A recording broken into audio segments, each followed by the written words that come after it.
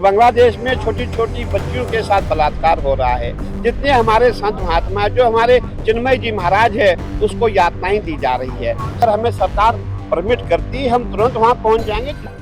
बांग्लादेश में हिंदुओं पर हो रहे हमले के खिलाफ विरोध की आवाज बुलंद हो रही है। देश के अलग अलग हिस्सों में लोग बांग्लादेश के विरोध में प्रदर्शन कर रहे हैं और अब साधु संतों ने भी इसे लेकर सख्त रुख अपना लिया है। अखिल भारतीय अखाड़ा परिषद ने बांग्लादेश में तख्ता पलट के बाद हिंदुओं पर हो रहे अत्याचार और उत्पीड़न पर चिंता जाहिर की। और बांग्लादेश में छोटी छोटी बच्चियों के साथ बलात्कार हो रहा है।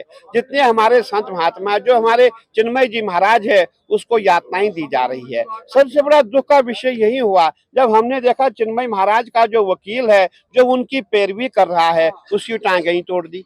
दूसरा वकील आया उसने उसकी पैरवी की, वो बेचारा आईसीयू में एडमिट है।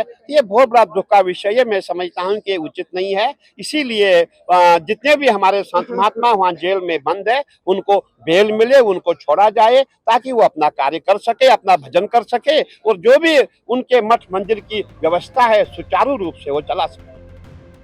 अखाड़ा परिषद ने केंद्र सरकार से इस मामले में कड़े कदम उठाए जाने की मांग के साथ ही ये अल्टीमेटम भी दिया है कि अगर जल्द ही वहां के हालात नहीं सुधरते हैं और संत चिन्मय दास को रिहा नहीं किया जाता है तो महाकुंभ में आने वाले संत महात्मा नागा साधुओं की फौज के साथ बांग्लादेश कूच करने को मजबूर होंगे।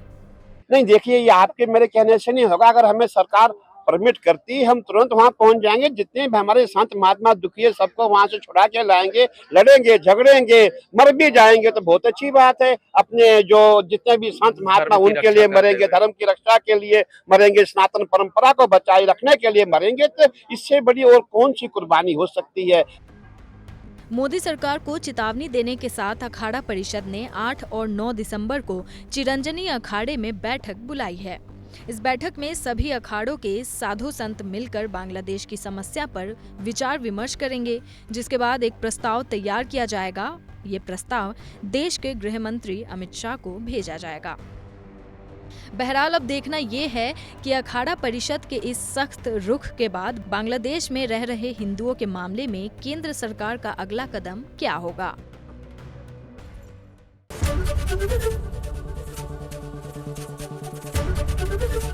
एबीपी गंगा, खबर आपकी, जुबान आपकी।